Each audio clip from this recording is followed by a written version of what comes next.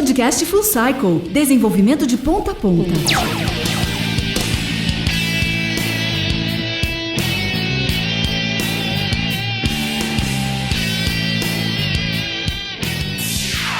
Olá pessoal, tudo bem?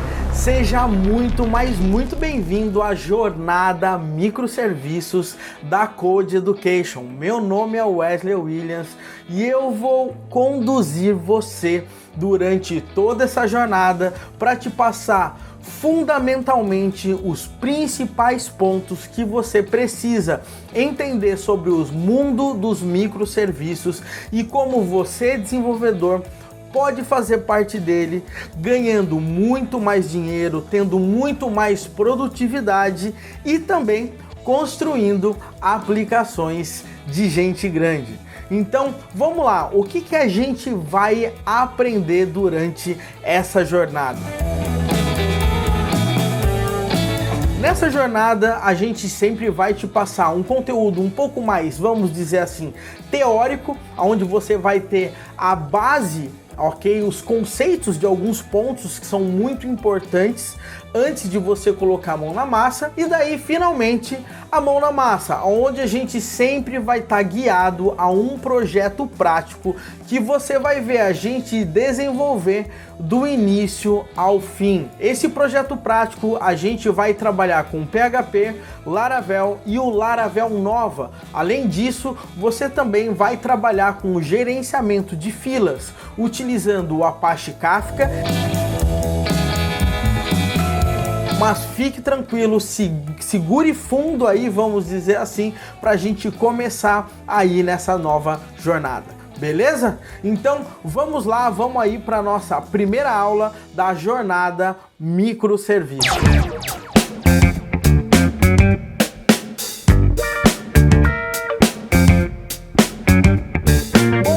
Aqui está então a nossa jornada microserviços e a nossa apresentação assim da jornada vai ser o seguinte: você vai entender o mundo dos microserviços, você vai entender também o que são os contextos delimitados e a gente vai falar isso baseado no DDD, que é o Domain Driven Design, legal?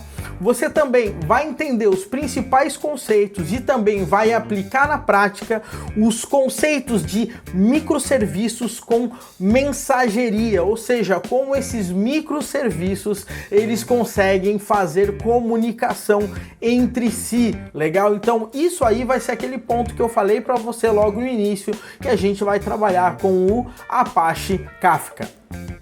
Também a gente vai fazer algo que na minha opinião é fantástico e você vai ver isso sendo implementado na sua frente, é que a gente vai trabalhar com Single Sign-On, ou seja, imagina que a gente tem 3 aplicações diferentes, ou seja, 3 microserviços e esses caras eles vão precisar ser autenticados, mas pensa o seguinte, lembra do Gmail ou algum serviço do Google que quando você loga em um serviço, automaticamente você já está logado em todos os outros? Então é exatamente isso que a gente vai fazer. Uma vez que você está autenticado em um microserviço, automaticamente você vai estar autenticado em todos os outros e você vai ver isso sendo construído utilizando o Laravel e também todas as técnicas. A gente vai trabalhar também com SAML2, ok? Para a gente conseguir trabalhar com Single Sign-On. Você também vai aprender e entender os principais conceitos de containers, ou seja, como que os containers funcionam, o que é o Docker no final das contas e como que os containers eles vão ser orquestrados, ou seja, gerenciados quando eles forem para produção.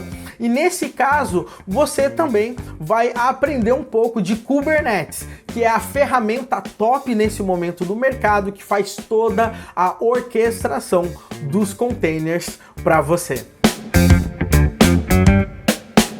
E o mais interessante é que durante essa jornada você também vai receber algumas dicas de vídeos curtos, você vai ter podcasts, além desses vídeos que são mais completos, onde você vai ter essa base teórica e também ao mesmo tempo toda a parte prática que a gente vai desenvolver.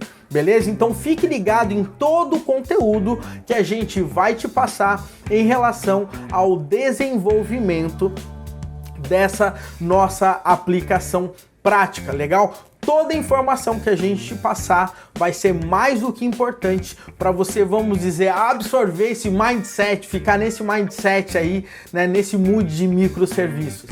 Então, esse aí é o grande ponto. E também, né, o que eu já falei, a gente vai desenvolver um projeto prático utilizando o Laravel Nova e o Kafka aí também. Nessa aula especificamente, o que você vai aprender, tá? Durante toda essa jornada você vai ter um monte de aulas e essa aqui já vai ser a primeira aula, onde a gente também vai ter a parte teórica e a parte prática. E nessa parte aqui você vai aprender o seguinte: você vai entender um pouco mais sobre o mundo dos microserviços, você vai entender mais sobre os contextos delimitados, falando sobre Domain Driven Design.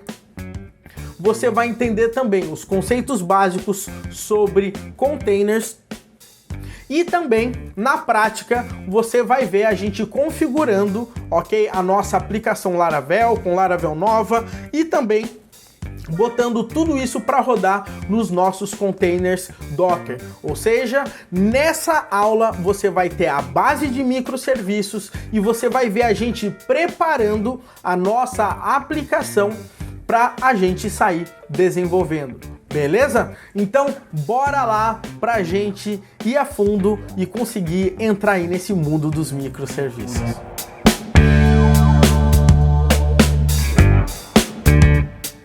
Antes da gente falar especificamente sobre microserviços, eu quero, vamos dizer assim, falar para você sobre o que são serviços no final das contas, legal?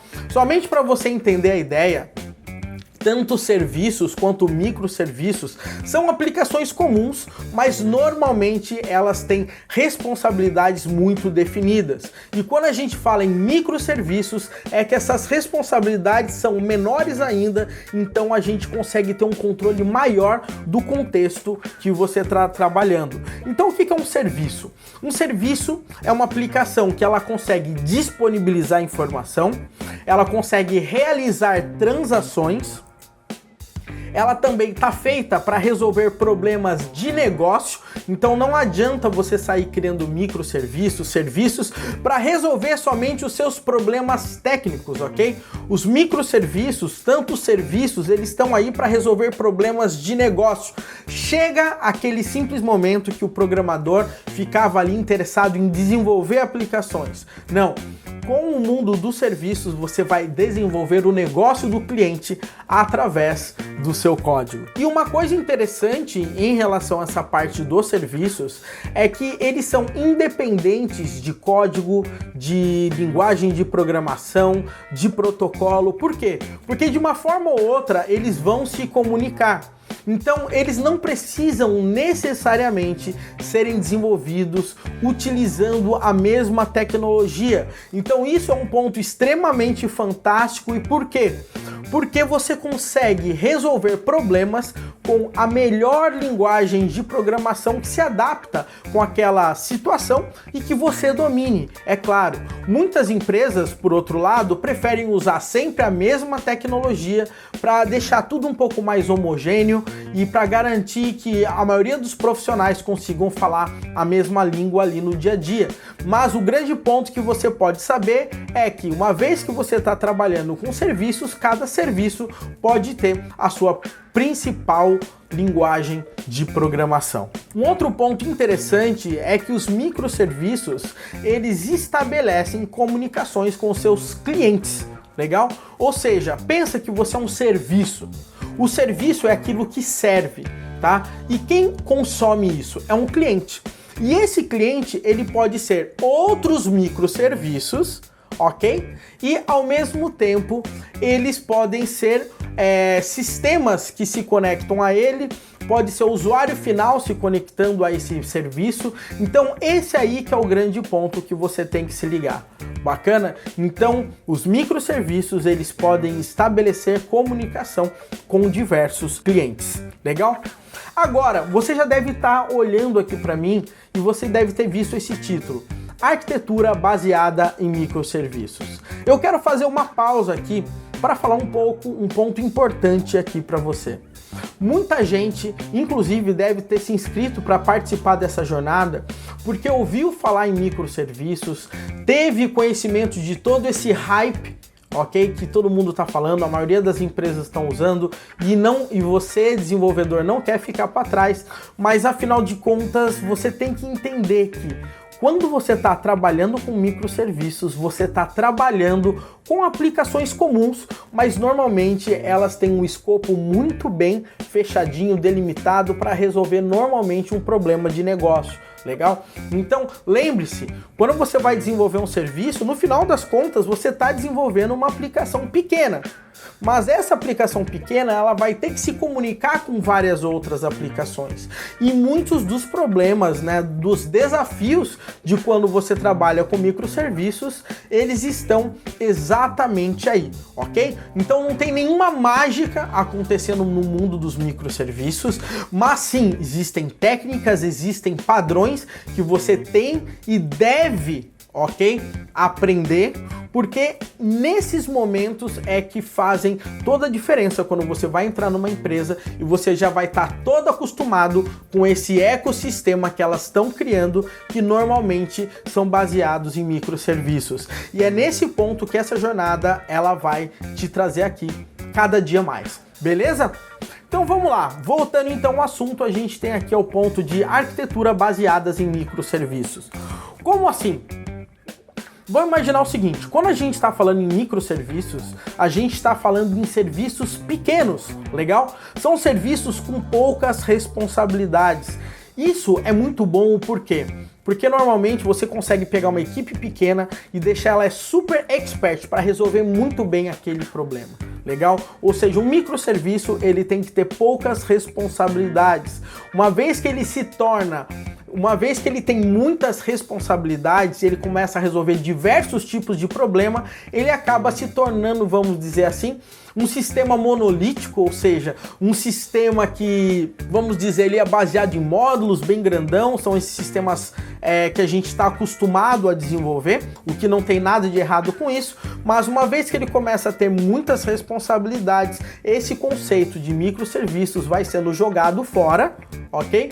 E o conceito de software monolítico, onde tudo é resolvido no mesmo software, isso aí acaba entrando aí em pauta.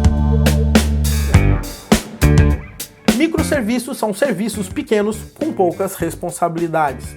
Um grande ponto é que uma vez que você tem milhares, você tem muitos microserviços, se um microserviço falhar, você vai perceber que todos os outros microserviços estão de pé. Então você tem maior tolerância à falha. Vou imaginar que a nossa aplicação tradicional, que a gente trabalha com esse monolitão, esse sistema monolítico, se ele cai todo o sistema da empresa, tá? Imagina que a gente tem um problema no catálogo de produtos, mas o financeiro em ordem, em tese, estava ok, mas ele acaba caindo porque tudo estava no mesmo sistema. No caso dos microserviços, eles têm maior tolerância à falha, porque normalmente a queda de um microserviço não afeta todos os outros. Obviamente pode chegar a afetar um ou outro microserviço, mas de forma geral, os sistemas vão estar de pé. Um ponto que você tem que levar em consideração é que, por padrão, os microserviços eles têm que funcionar de forma independente, ok? Eles têm que ser autônomos. Ou seja, quando você tem um microserviço no ar, esse microserviço ele tem que poder funcionar independente de qualquer outro microserviço. E normalmente isso acontece quando você tem o seu próprio servidor, os seus próprios containers, os seus próprios pods, vamos dizer assim. Você tem, vamos dizer, o seu próprio banco de dados, você tem todo o seu esquema de formas que você consegue autenticar, ou seja, você tem todo um sistema, ok? Daquele microserviço funcionando por si só. E nesse ponto é muito importante porque ele consegue ter a responsabilidade própria, tá? Não é aquela história, se um banco de dados lá no outro lado caiu, o seu microserviço sai fora do ar. Não, o seu microserviço normalmente, inclusive, ele tem o seu próprio banco de dados. Então significa, se você tiver 50 microserviços, normalmente você vai estar gerenciando 50 aplicações com 50 bancos de dados. Cada serviço possui seu próprio banco de dados, foi o que eu acabei de falar, e normalmente eles se comunicam de forma síncrona ou assíncrona. Como que funciona a forma síncrona? Na realidade, um microserviço solicita, faz uma requisição HTTP, por exemplo, para o outro, e o outro retorna uma resposta de imediato. Legal? Você vai perceber que durante essas próximas aulas, muitas pessoas estão deixando de trabalhar no formato síncrono, porque uma vez que você trabalha no formato síncrono, você depende da resposta de um outro microserviço que pode estar ocupado, que pode estar fora do ar, ou que pode estar lento, e isso acaba barrando o seu microserviço que está consultando. Legal? Então nesse ponto você normalmente vai trabalhar com comunicação assíncrona, ou seja, você faz a solicitação e depois de um tempo, quando o outro microserviço tiver tempo de processar, ele retorna o resultado. E normalmente isso acontece quando a gente trabalha com filas, com sistemas de mensageria, onde você manda a solicitação para a fila, um microserviço vai pegar essa solicitação, vai processar e devolver na fila também para você. Beleza? Fique sossegado com isso se você não tem experiência aí com mensageria, se você nunca trabalhou, porque você vai aprender isso durante essa jornada.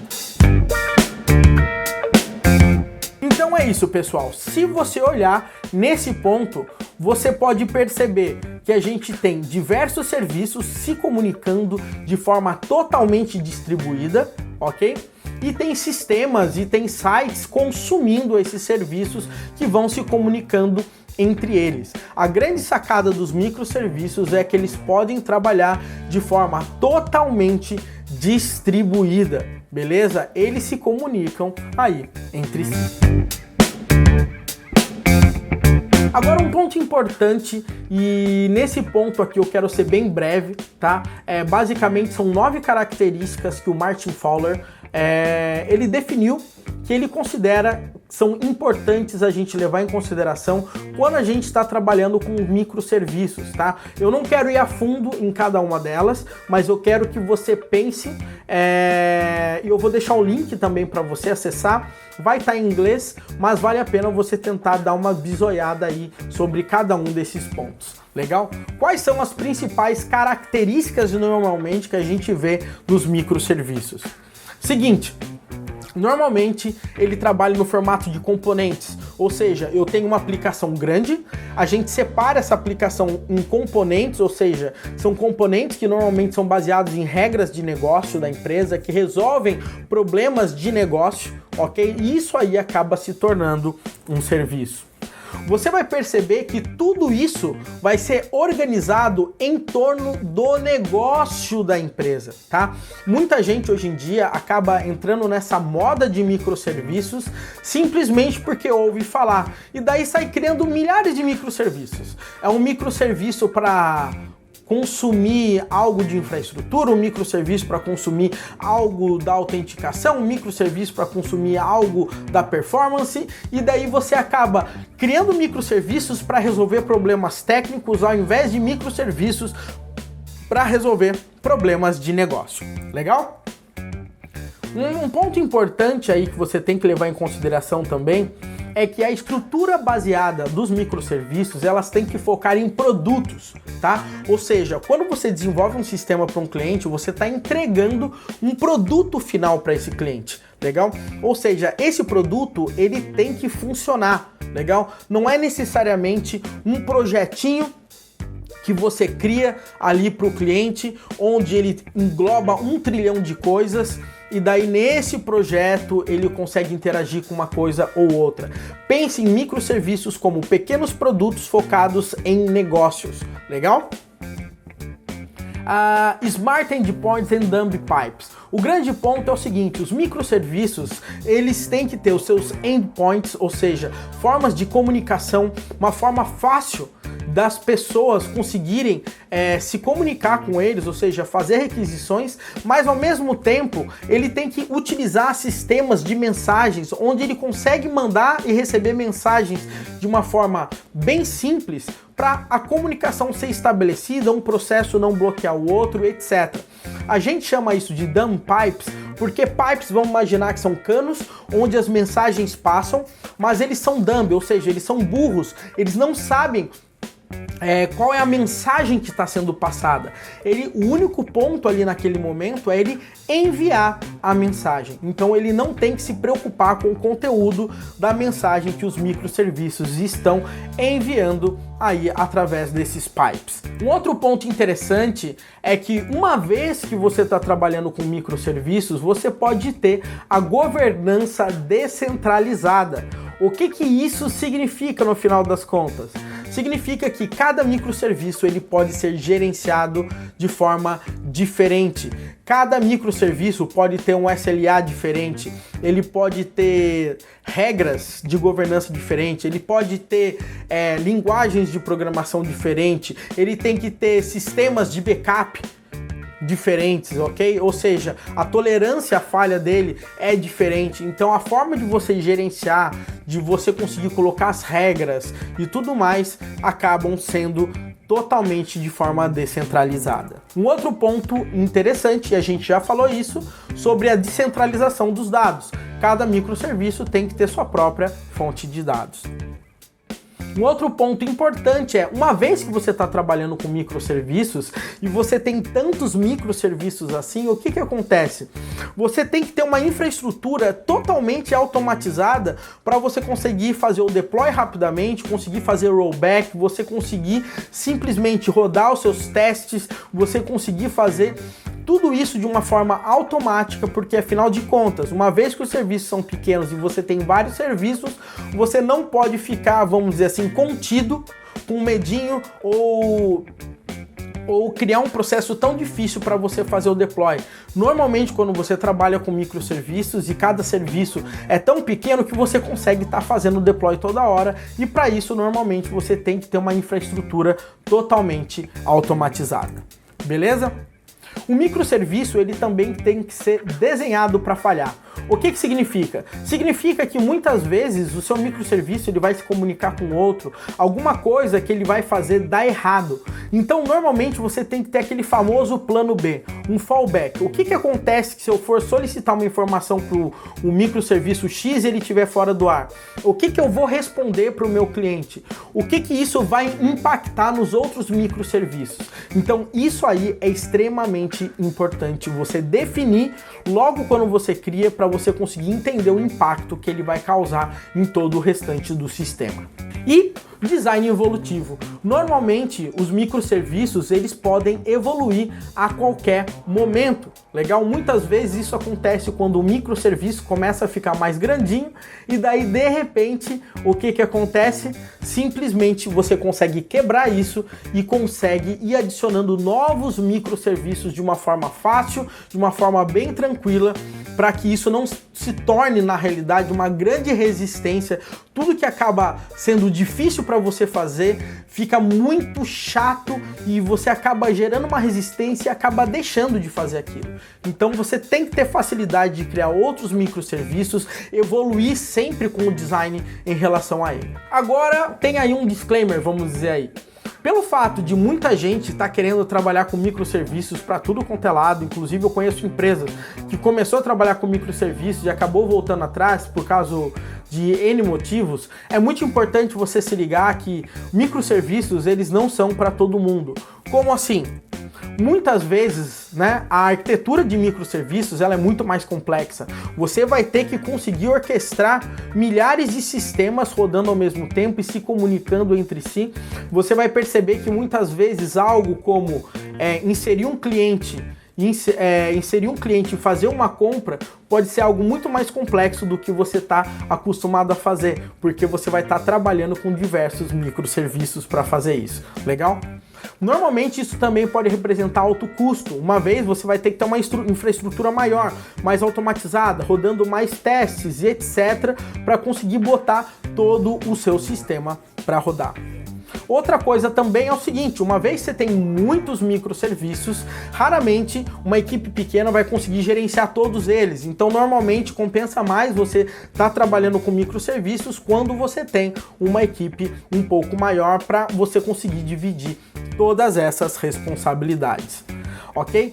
Um ponto importante, galera, se você tem um sisteminha pequenininho, fique ali com um sistema monolítico, não tem nada de errado utilizar sistemas monolíticos, tá? Muita gente, exatamente por causa do hype de microserviços, acaba simplesmente botando na cabeça que sistemas monolíticos é coisa do passado, é ruim, não vale a pena, mas não tem nada a ver. Sistemas monolíticos funcionam muito bem e na realidade é muito mais fácil, muitas vezes falando, trabalhar com eles porque você não tem problemas que você vai ter quando você está falando com microserviços. Legal?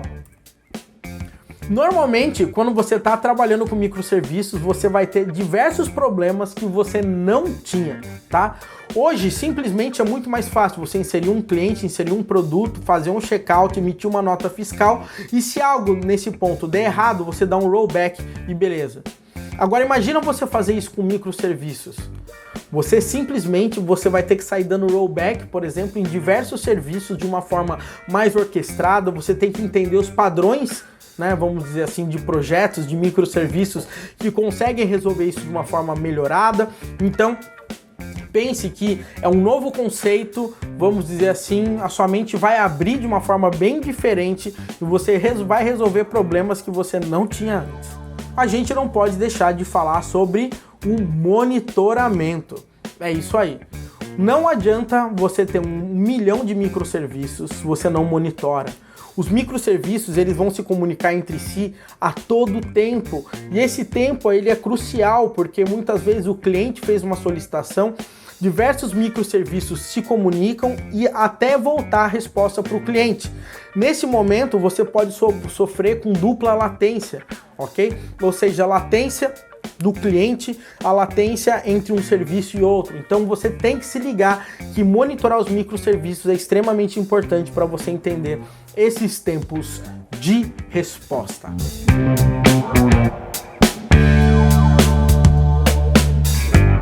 Bom, galera, agora vamos pensar o seguinte. Muita gente sempre fica pensando: como que eu quebro os microserviços? Qual é a lógica que eu tenho que utilizar por trás? Ou eu simplesmente isso faço da minha cabeça, tá? Normalmente, quando a gente vai quebrar microserviços, a gente começa a pensar em contextos, ou seja, pontos que fazem totalmente a diferença de eles estarem de uma forma um pouco mais isolado, legal? Ou seja, a forma como você consegue tratar cada área do seu sistema. Vamos imaginar, vou dar um exemplo bem simples como o contexto faz a diferença.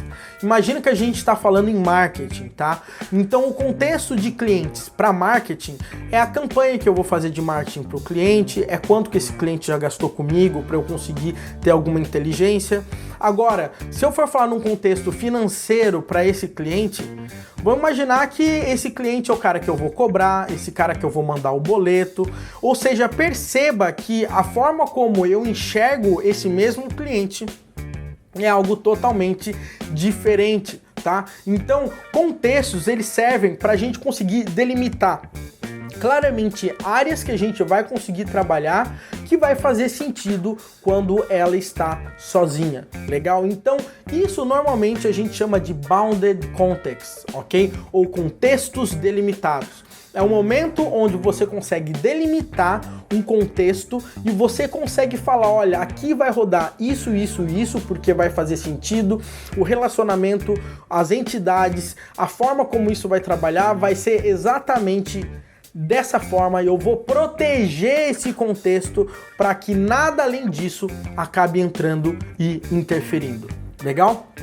Então, os bounded contexts, eles delimitam o contexto da aplicação, ok? Cada contexto possui a sua responsabilidade e ela é muito clara, é uma definição extremamente explícita, ok? Você não pode ir fazendo a olho, porque se você não definir, simplesmente os seus microserviços eles vão começar a ficar extremamente atravessados, legal?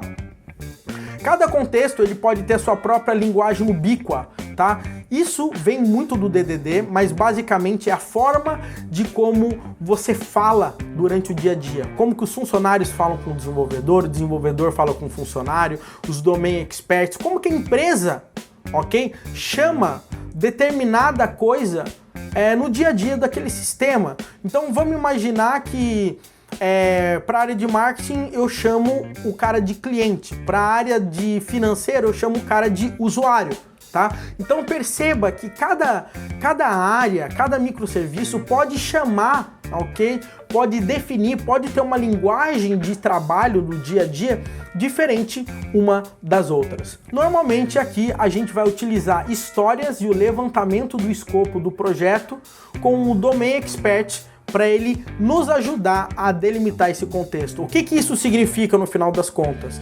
Normalmente o desenvolvedor vai sentar junto com o tiozinho lá da área de contabilidade, que a gente pode definir que esse cara é um Domain Expert, por exemplo, e entender bem o que ele faz para a gente definir até que ponto aquele contexto vai. Ou você pode ter um Product Owner, você depende muito de qual tipo de empresa, de qual estrutura que você está utilizando para você conseguir definir. O grande ponto é que o Domain Expert vai ser o cara que manja, ok? Do coração do negócio e ele vai te ajudar a delimitar esses contextos para você conseguir dizer, vai até aqui. Legal? A gente vai desenvolver esse microserviço somente até esse ponto, porque qualquer coisa além disso é outra responsabilidade. Agora, o que acontece, galera?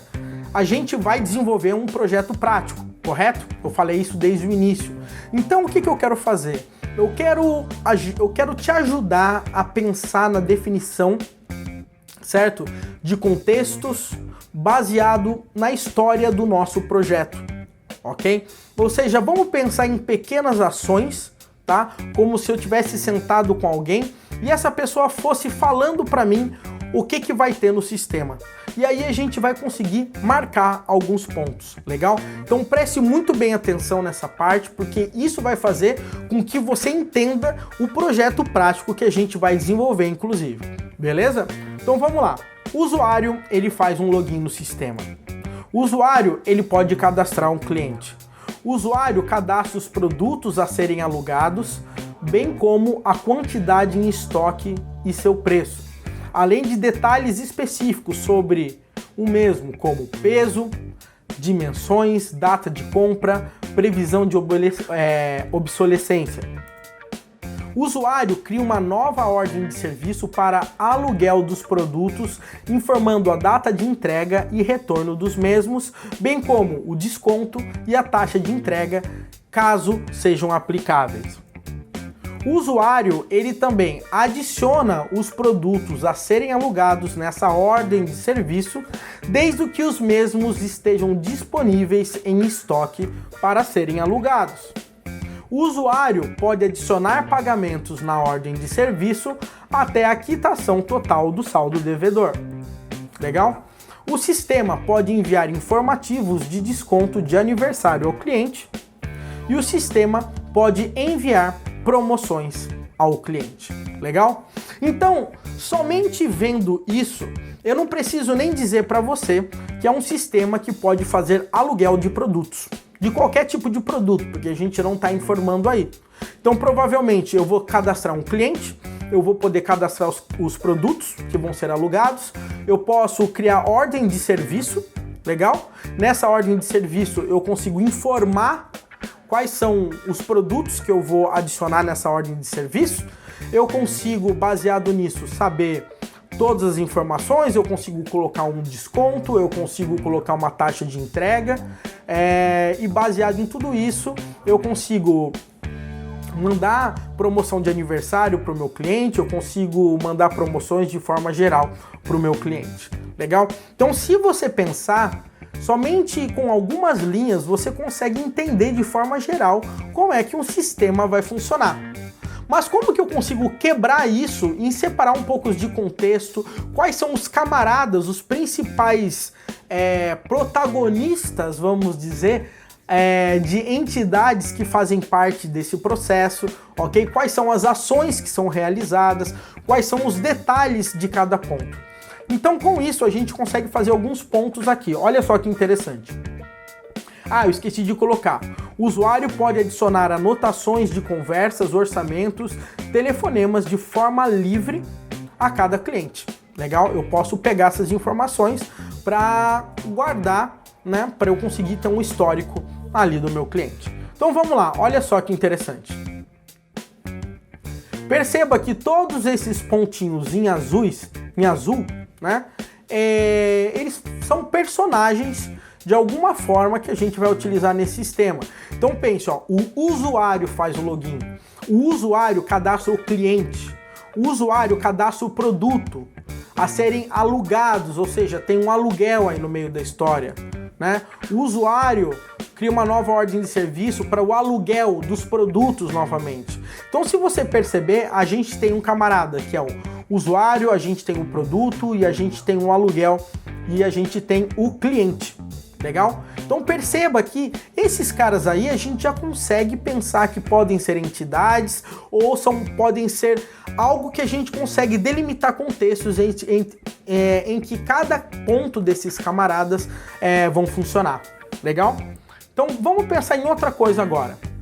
Olha só que interessante, vamos pensar em algumas ações. O usuário ele faz o login, ele cadastra o cliente, ele cadastra o produto, ele cria uma nova ordem de serviço no sistema, ele adiciona produto, ele adiciona pagamento, ele envia informativos, ele adiciona anotações, ok?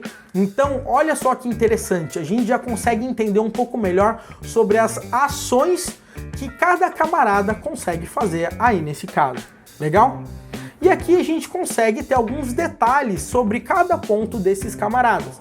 Olha só, o usuário cadastra produtos alugados, bem como a quantidade em estoque e seu preço. Então eu sei que eu tenho um estoque, eu sei que eu tenho preço, eu sei que eu tenho peso, dimensões, data de compra, previsão de obsolescência.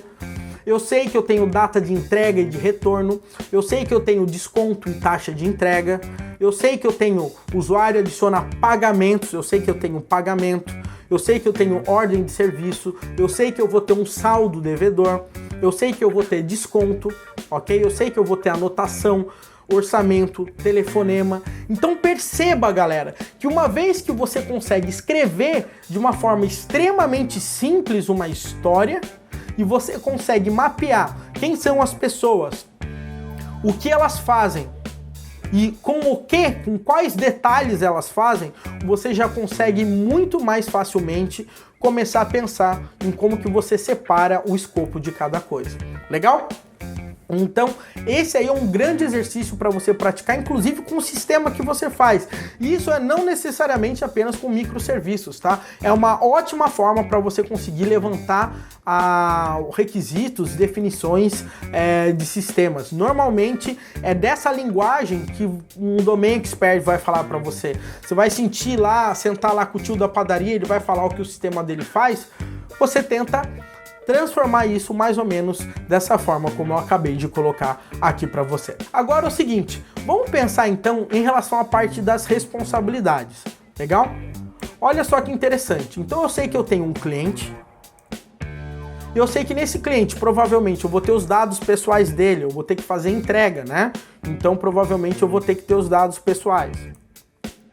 Provavelmente eu vou ter que poder fazer as anotações, as conversas desses caras, né? Os clientes, eles vão poder fazer aluguéis, então eu tenho as locações que esse cliente já fez. Eu também vou ter as promoções, por exemplo, que eu já enviei para esse cliente, ou que eu vou enviar para esse cliente. Legal? Então olha que interessante quantas informações eu consigo tirar para pensar num escopo em relação a simplesmente o cliente. Legal? Agora vamos pensar em aluguel, por exemplo. Em relação ao aluguel, eu tenho os produtos, ok, que eu vou alugar. Eu tenho os clientes para qual eu vou alugar o meu produto. Eu tenho as ordens de serviço que eu vou criar para fazer um aluguel. Eu vou ter a taxa de entrega, eu vou ter desconto que eu vou poder dar. Eu vou ter a data de entrega e uma data de retorno, que eu sei que é importante. Os pagamentos realizados, né, referente a essa ordem de serviço. Legal? Então, antes de eu ir para a parte de produto, tá?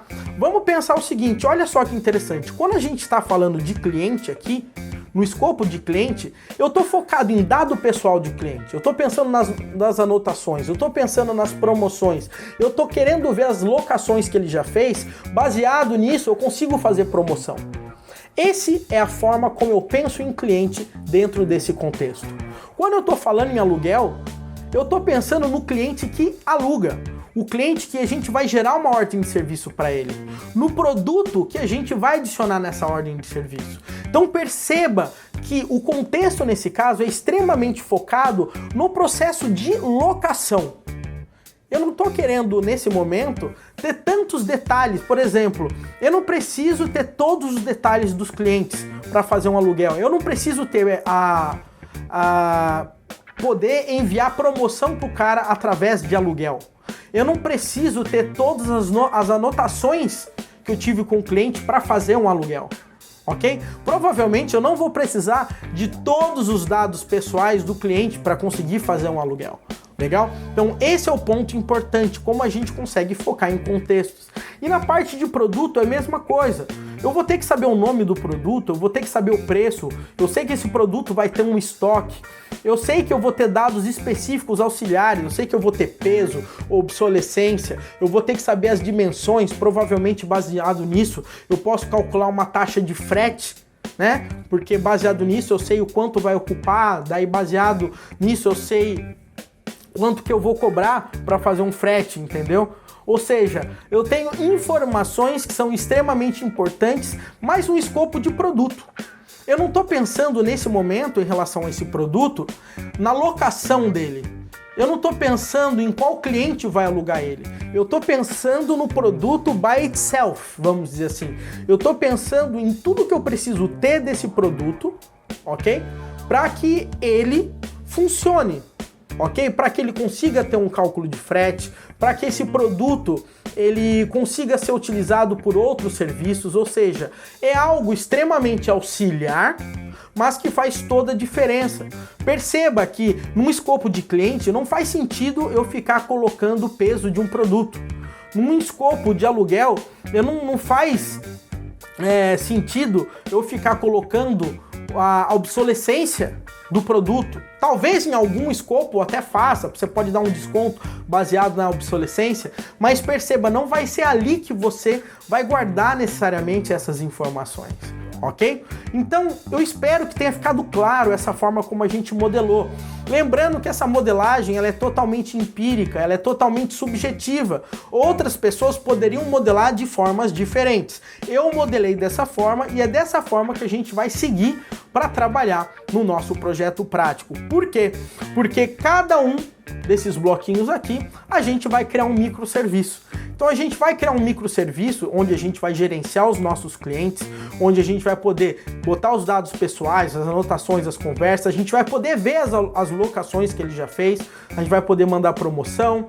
Em relação à parte de aluguel, a gente vai poder adicionar ordens de serviço, fazer pagamentos e etc. Na parte de produto, a gente vai poder ter um gerenciamento total de cada produto que a gente cadastrar. Beleza? Então é dessa forma que a gente vai separar, cada um vai ser um microserviço nesse ponto. Legal?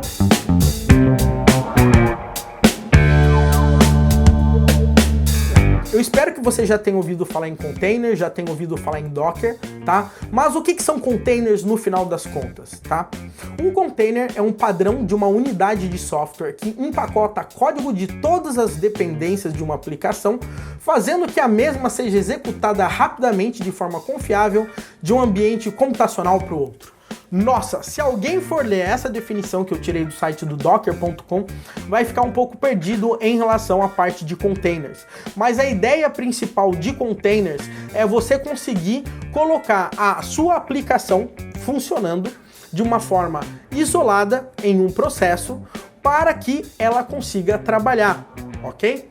E o grande ponto de tudo isso é que essa aplicação, né, e toda essa infraestrutura que a gente está dando para essa aplicação, basicamente ela vai utilizar todos os recursos do nosso computador. Ele vai usar o kernel da nossa máquina, ok? Então vamos dar uma olhada um pouquinho mais para frente para você se ligar. Isso aí é uma dúvida que todo mundo tem, eu peguei essa imagem do Docker, eu acho que vai ficar um pouco mais fácil para você entender.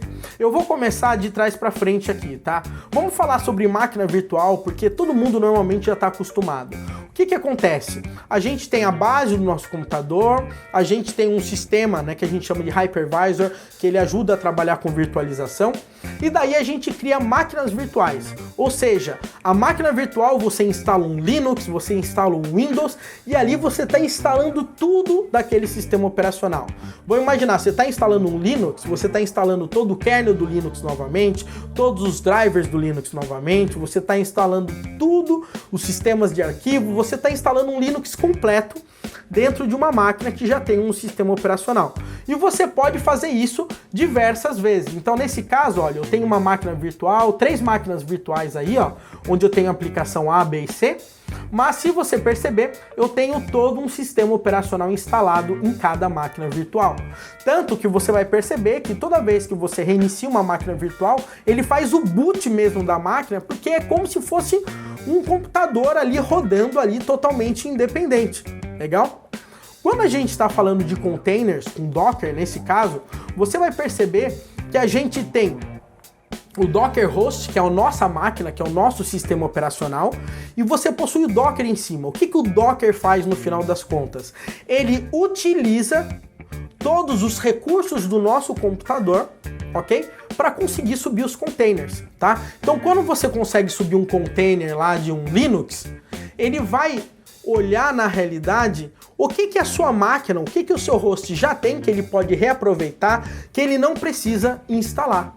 Legal? Ou seja, ele de uma forma muito mais inteligente do que uma máquina virtual, ele não precisa instalar todo o sistema operacional. Ele só instala o que ele precisa, o que ele não tem. Porque tudo que ele precisa, praticamente vai estar ali no Docker Host, que normalmente é a máquina que vai estar rodando o Docker. Ou seja, o Docker, ele consegue fazer isso, e o mais interessante é que esses containers, eles são baseados em processos. Ou seja, você subir um container vai ser na realidade um processo na máquina, na sua máquina que vai estar rodando, ok? E o container, ele pensa que ele tem uma máquina completa ali, ele está sendo enganado no final das contas. Mas o mais interessante é que você matou esse processo, você matou o container. Então, pelo fato do container ser apenas um processo, esse processo não tem que ser bootável, ou seja, você subiu um container, já está tudo funcionando, né? É imediato a aplicação rodando, tá? Como eu estou falando muito em relação de processos para você, eu queria falar rapidamente, tá? Por baixo dos panos, como que o Docker funciona, somente para te trazer uma ideia um pouco melhor, tá? Para não ficar tão abstrato assim. O que acontece? A gente tem um sistema operacional. No sistema operacional, a gente tem 3 pontos super importantes, que são namespace, cgroups e file system, tá? O que acontece? Os namespaces são recursos, tá? É um recurso que foi criado, desenvolvido já faz um bom tempo, tá? Que ele faz o seguinte, eu consigo isolar o processo. Então vamos imaginar o seguinte, que eu vou criar o processo do seu container, legal? Ou seja, eu consigo falar, olha, esse processo é do namespace aplicação 1. Legal? Ou seja, todos os subprocessos que esse processo gerar vai estar com esse namespace. Ou seja, eu não tenho problema desse processo sair impactando em outros processos da minha máquina. Ou seja, ele consegue funcionar de forma totalmente isolada. Mas não só de processos vive o homem. Por quê? Porque às vezes um processo ele pode exigir um super recurso computacional. E eu não quero, por exemplo, fazer com que um processo meu utilize tanto de CPU e toda a memória que tem no meu computador.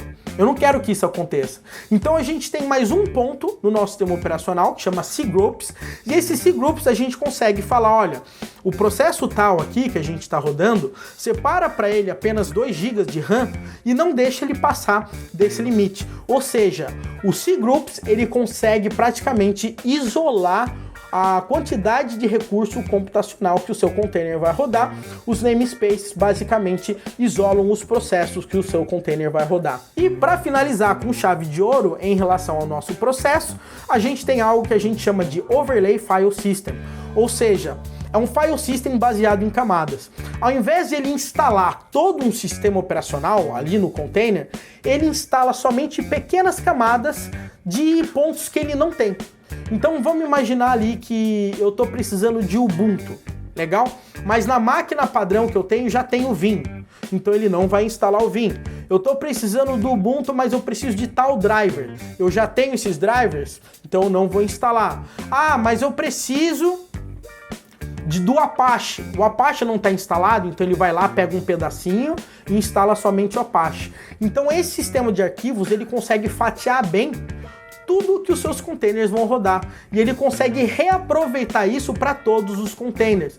Então você não sai duplicando aí todos os arquivos que os seus containers vão rodar. Então você vai perceber que quando a gente trabalhar com Docker, você vai ver ele pegando chunks, né, pedaços ali de camadas de arquivos para instalar os pedaços das aplicações que você pediu para ele instalar. Um outro ponto aqui, como funcionam os containers, é o seguinte. Os containers, normalmente, eles são baseados em imagens. Como assim, Wesley? Seguinte, eu estou adiantando um pouco o processo, tá? Mas o que acontece? Quando você vai trabalhar com Docker, normalmente você pode criar um camarada chamado Dockerfile. Nesse Dockerfile, eu falo o seguinte, olha, meu amigo, a partir de uma imagem de um Ubuntu, por exemplo, eu quero que você rode um apt-get install a XPTO, qualquer comando. Então eu estou pedindo que quando eu for trabalhar, ok, para trabalhar com um determinado container, eu quero que ele use uma imagem do Ubuntu, eu quero que ele dê um apt-get install no PHP e eu quero que ele libere para mim a porta 8000 para eu poder me comunicar com esse container. Quando eu rodar isso aqui pra gente, utilizando o Dockerfile, o que vai acontecer no final das contas? A gente vai gerar um build disso. E esse build vai gerar uma imagem, legal? E aí que é o grande ponto importante. O Docker, no final das contas, ele trabalha com imagens. Então você seta o que você quer, ok? E ele gera uma imagem prontinha para você utilizar. O mais interessante de tudo é que essa imagem ela é imutável, ou seja, ela não muda. Se você for lá e apagar, você criar vários containers, apagar o container, criar container, você vai ver que eles vão estar exatamente idênticos, porque todos eles vão estar usando a mesma imagem. Porém, dentro de cada imagem ali, quando você cria um container, você tem uma camadinha ali que você pode escrever e gravar arquivos, legal? Mas isso não significa que você está modificando a imagem. E isso é fácil saber porque quando você matar o container e subir ele de novo, tudo que você escreveu nele vai ser perdido. Legal? E por isso que a gente trabalha com volumes, etc, que é quando a gente consegue guardar essas informações em outra máquina para quando o container morrer, a gente não perder essas informações. Mas é muito importante você se ligar que toda vez que a gente estiver trabalhando com Docker, você vai ter a geração de uma imagem, tá? E em cima dessa imagem você vai subir o seu container. Legal? Agora você deve estar pensando, da onde que vem essas imagens, tá? Ou seja, quando eu crio o meu Dockerfile, eu falo from e a minha imagem. Essa imagem, ela vem de um image registry, ou seja, é um repositório onde eu guardo todas as minhas imagens Docker, legal? Inclusive, existe um registry que é muito famoso, que é o hub.docker.com, né, que é o Docker Hub, onde você tem imagens de tudo quanto é coisa que você precisa e muitas delas já vêm totalmente configuradas para você. Então, quando você cria o seu Dockerfile, você fala que você quer uma imagem, ele vai trazer essa imagem para você e daí você roda os comandos que você precisa para modificar essa imagem para deixá-la adaptada para o que você precisa. Uma vez que você fez isso, você gera o build dessa imagem, certo? Baseado igualzinho que eu mostrei no slide anterior. E uma vez que você fez o build, essa imagem está do jeito que você quiser, você pode salvar essa imagem fazendo simplesmente um push, tá? Para o Image Registry também. Então, ou seja, você usa uma imagem do Image Registry, você altera essa imagem, gera um build dela, ela fica bonitinha e você sobe ela no repositório de imagens para você usar ela dessa forma como você modificou na hora que você quiser. Beleza? Então, essa é a parte principal aí que eu tenho para vocês para falar sobre containers, legal? O ponto principal aí que a gente tem que focar agora vai ser criar toda a infraestrutura que a gente precisa para desenvolver o nosso projeto prático, Legal? Ou seja, por onde que a gente vai começar?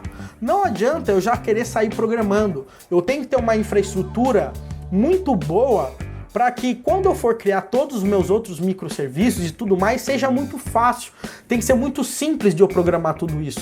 E o mais importante, tem que ser muito fácil, caso eu te dê o código-fonte, você subir toda essa aplicação, todos esses serviços de uma forma muito rápida na sua máquina, sem ficar se matando. E é por isso que agora a gente vai configurar o Docker, ok? E uma vez que a gente configura o Docker, tudo vai ficar muito mais fácil, porque a gente vai instalar o Laravel no Docker, a gente vai criar o banco de dados, a gente vai criar o MySQL, a gente vai criar o Redis, deixar tudo bonitinho para que a gente consiga trabalhar com a nossa aplicação. Vamos lá no nosso próximo vídeo aí, o que eu vou fazer? A gente vai sair configurando toda a nossa aplicação. Um grande abraço para você e espero que essa introdução tenha te ajudado a te dar toda essa base para a gente começar a iniciar esse nosso projeto prático. Um grande abraço e até mais. Esse podcast foi apresentado pelo projeto Full Cycle. Acesse fullcycle.com.br e também não deixe de nos seguir no Instagram, @devfullcycle.